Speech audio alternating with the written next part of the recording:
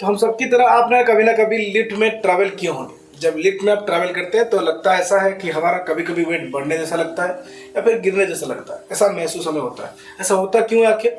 जैसे कि हमने एक लिफ्ट का फिगर बनाया हुआ है इधर, हमारा एक्चुअल जो वेट होता है वो मेजर होता है नॉर्मल डायरेक्शन की वजह से, क्योंकि हमारा जो मास है उसमें लग जाता है एक्सीलरेशन ड्यू टू ग्रेविटी।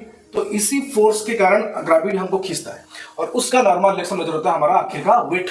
ठीक है, तो ये जो नॉर्मल डायरेक्शन लिफ्ट में जब हम चढ़ते हैं, अगर लिफ्ट रेस्ट में हो, रेस्ट में जब होता है तो ये खिंचाव फोर्स बराबर हो जाता है, इक्विलिब्रियम पोजीशन में आ जाता है। तो नॉर्मल डायरेक्शन बराबर हो जाता है mg, जो कि हमारा एक्चुअल वेट हुए और यही मेजर रहता है। लेकिन जब लिफ्ट ऊपर जाता है, ऊपर क्यों जाएगा? क्योंकि जब ये वाला फोर्स इस वाला फोर्स से ज्यादा हो जाएगा, तो यहाँ पे क्या होता है, नॉर्मल डायरेक्शन ज्यादा हो जाता है mg से। तो इनका जो डिफरेंस आता है r माइनस mg, वही लिफ्ट को आगे बढ़ाता है या फिर हमारा मोशन आगे करता है। तो उसमें हमारा मोशन में मतलब मास हमारा m है, उसमें लग जाता है एक्सीलरेशन a, इस एक्सीलरेशन ऊपर जाता है। तो इसलिए क्या हो जाता है, r इक्वल टू mg उधर जाएगा तो ma प्लस mg हो जाएगा whole into ma plus g। तो हमारा मास में ये अमाउंट का मास, ये अमाउंट का हमारा जो वेट है, इसमें इस अमाउंट का फोर्स और लग जाता है। तो हमारा जो वेट है एक्चुअली फोर्स है और फोर्स बढ़ जाता है, इसलिए हमारा वेट बढ़ जाता है। तो हमको लगता है कि हमारा वेट बढ़ने जैसा लगता है। उसके हिसाब से जब डाउनवर्ड जाता है तो वहां पे क्या होता है, आर कम हो जाता है mg से, मतलब ये वाला फोर्स ज्यादा रहता है और इसकी डिफरेंस के कारण हमारा ये लिफ्ट नीचे जाता है और फिर हमारा अब जो ये मास नीचे जाता है और किस एक्सीलरेशन हो जाता है, मास एक्सीलरेशन, इसी फोर्स से जाता है। तो यहाँ पे क्या हो जाएगा, ma माइनस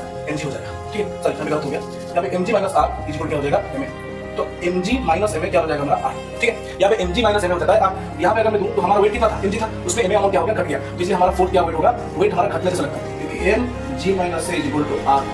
ठीक है, और एक और है, जब लिफ्ट टूटने लगता है, सपोज ये लिफ्ट टूट गया तो यहाँ पे क्या होता है, एक्सीलरेशन इक्वल टू g बन जाता है और लगेगा क्या, नीचे ही तो गिरता है, नॉर्मल डायरेक्शन 0 हो जाता है। तो इसके कारण r equal to m whole into g minus a में क्या होता है, ये बराबर होता है। तो a माइनस से 0 हो जाता है, तो m इंटू 0 0। तो नॉर्मल डायरेक्शन 0 होता है, इसलिए हम वेटलेस फील करते हैं। समझ में आया?